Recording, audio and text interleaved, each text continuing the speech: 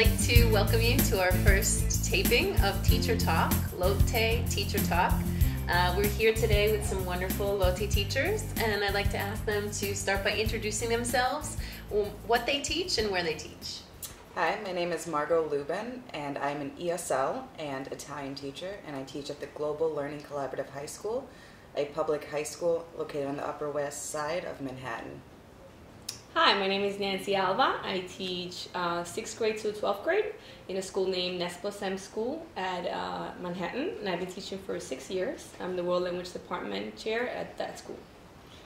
Hi, I'm George.roland. I've been teaching in New York City public and private schools for about 7 years.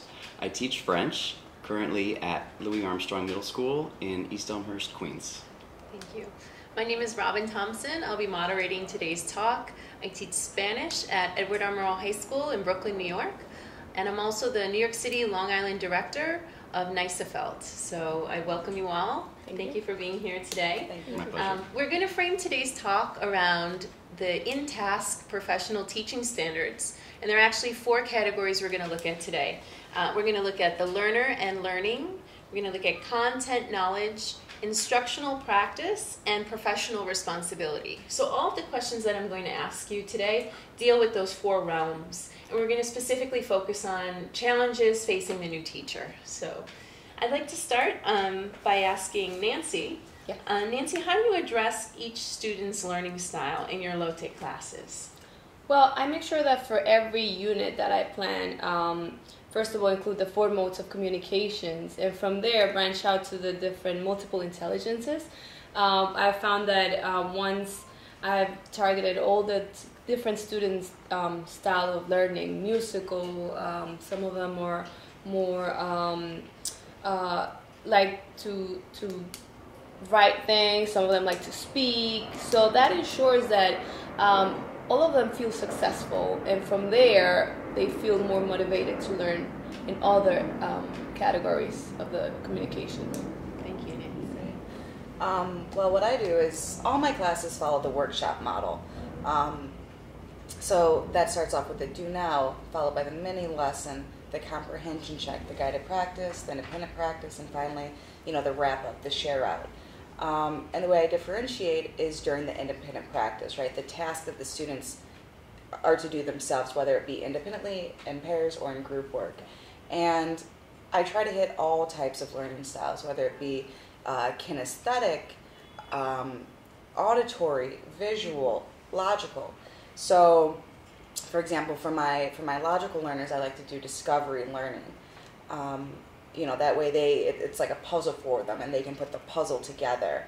For my auditory learners, I love to use music in my classrooms. Select a song with said grammar point and have it be a close exercise.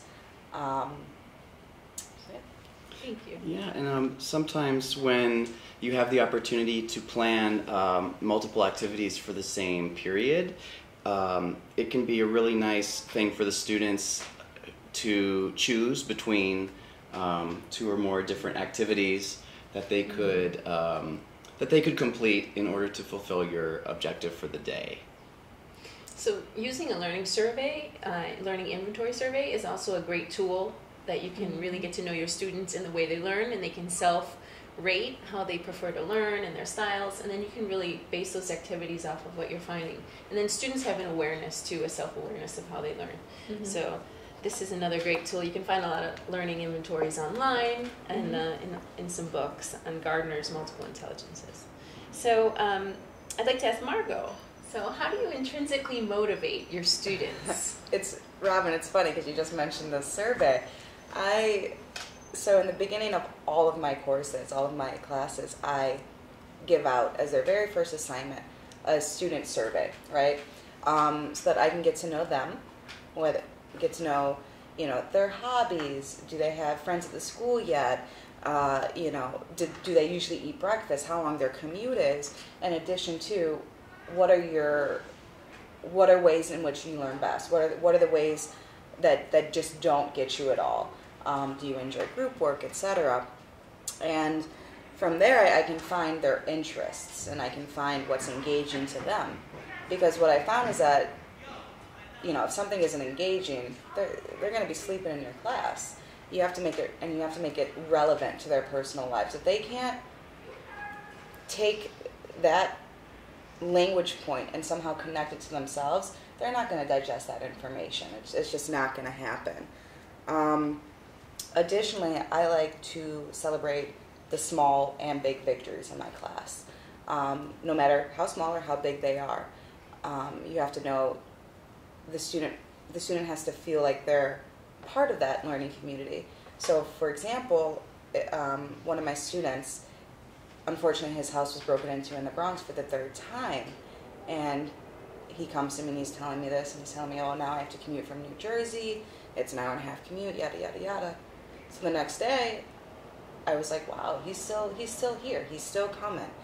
And before class started, I was like, George, thank you for coming, it's a big deal.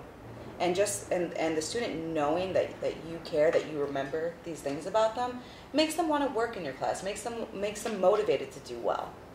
Mm-hmm. Thank you. Going back to Margaux's first point, I think real life learning experiences are so important. When you bring authentic material from different cultures, depending on the target languages, the students see that there's a potential to use the language outside, even especially in an urban area like New York City, or traveling, and if you could actually connect it to them, even with your own travels as a teacher, and they see these things that could actually use them, it makes a big difference. Mm-hmm. To intrinsically motivate a student, it's not a matter of planning a perfect lesson, but to make it a part of your practice every day, and to get the kids on board as a group. And some ways that I like to do that in class are have students evaluate themselves. Mm-hmm. When they have a very clear rubric, which, if they have if they have contributed in creating the rubric, mm-hmm. but also if they are evaluating their work, they know what their next steps are. They know how to proceed next time, or what to work on. That gives them a lot of empowerment over their own, and ownership over their own learning.